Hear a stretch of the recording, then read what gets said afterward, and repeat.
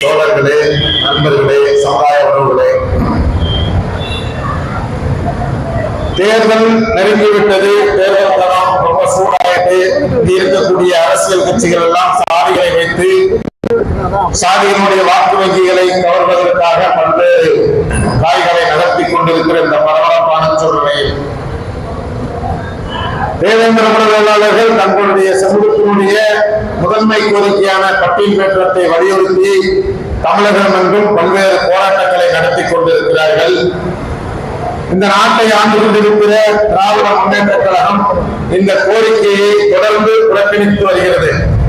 ஏதோ சொல்றாங்க, எல்லாரும் என்ன சொல்றாங்கன்னா 1935 ஆங்கிலேய அரசாங்கம் உருவாக்கிய சாதி பட்டியல், அட்டவணை சாதி பட்டியலில் தேவேந்திர குல வேளாளர்களை இணைத்து விட்டதாக 1935 தான் இந்த சமூகத்திற்கு ஒரு அநீதி இழைக்கப்பட்டதாக ஒரு கட்டுக்கதையை தொடர்ந்து இந்த அரசியல் கட்சிகள் இந்த சமூகத்தின் மத்தியிலே பரப்பிக் கொண்டிருக்கிறது.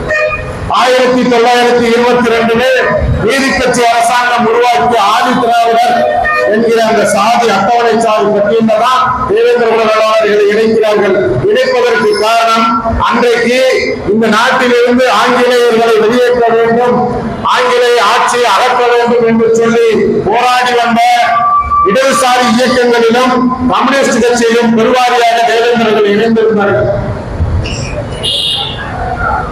ஆங்கிலேய அரசாங்கத்தை ஆதரித்த நீதி கட்சி, திராவிட இயக்கம் போன்றவர்கள், சுயமரியாதை இயக்கம்னா ஒரு பக்கம், ஆங்கிலேய அரசாங்கத்தை இந்த மண்ணை விட்டு வெளியேற்ற சொல்ல வேண்டும் என்று போராட்ட களத்தில் இருந்த தேவேந்திர குல வேளாளர்களை பழிவாங்கும் நோக்கத்தோடு தான் 1922 ஒரு சமூகம் தனக்கான அடையாளமாக கேட்ட ஆதி திராவிடர் என்கிற பெயர் மாற்ற அரசாணைக்கு அதை சாதிய பட்டியலாக மாற்றி அதுல தேவேந்திர குல வேளாளர்களை இணைக்கிறார்கள்.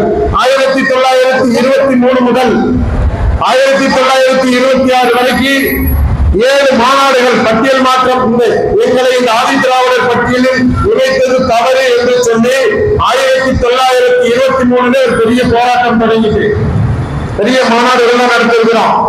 அதே போன்று இந்திய அளவில் சாதி பட்டியல்களை உருவாக்குவதற்கு 1935 ஆண்டு ஆங்கிலேய அரசாங்கம் முன்வந்த போது அன்றைக்கும் வெள்ளையனே வெளியேறு இயக்கத்தில் தீவிரமாக இருந்த இந்த தேவேந்திர குல வேளாளர் சமூகத்தை பழிவாங்க வேண்டும் என்ற நோக்கில் அன்றைக்கு நீதி கட்சியும் காங்கிரசும் கூட்டு சேர்ந்து கொண்டு இவர்களை அட்டவணை சாதிகள் பட்டியலில் இந்த சமூகத்தினுடைய விருப்பத்திற்கு மாறாக இணைக்கிறார்கள். இது ஒரு நூற்றாண்டு கால அநீதி.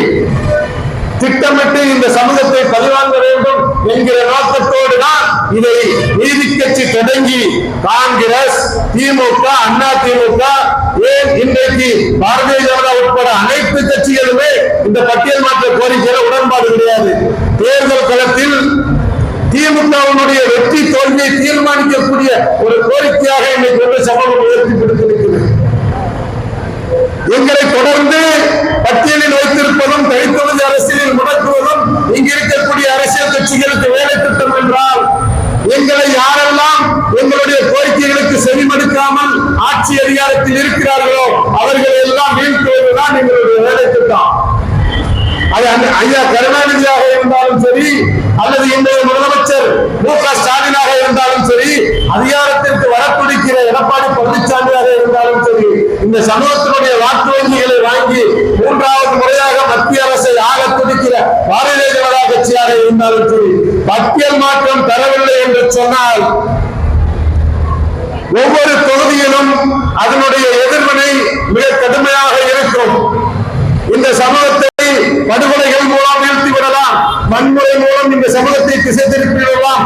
இந்த சமூகம் ஒரே அரசியல் பாதையில் பயணித்து விடாத அளவுக்கு பல்வேறு இடையூறுகளை ஏற்படுத்தி, குழப்பங்களை ஏற்படுத்தி, பிரித்தாளும் சூழ்ச்சிகளை கையாண்டு இந்த கட்சிகள் தொடர்ந்து இந்த சமூகத்தை அரசியல் அதிகாரத்திற்கும் ஆட்சி அதிகாரத்திற்கும் வர முடியாதவாறு பல்வேறு சூழ்ச்சிகளை செய்து கொண்டிருக்கிறது. அதை உணர்ந்து கொண்டுதான் இந்த போராட்டம் நடைபெறுவதாக கருதுகிறேன்.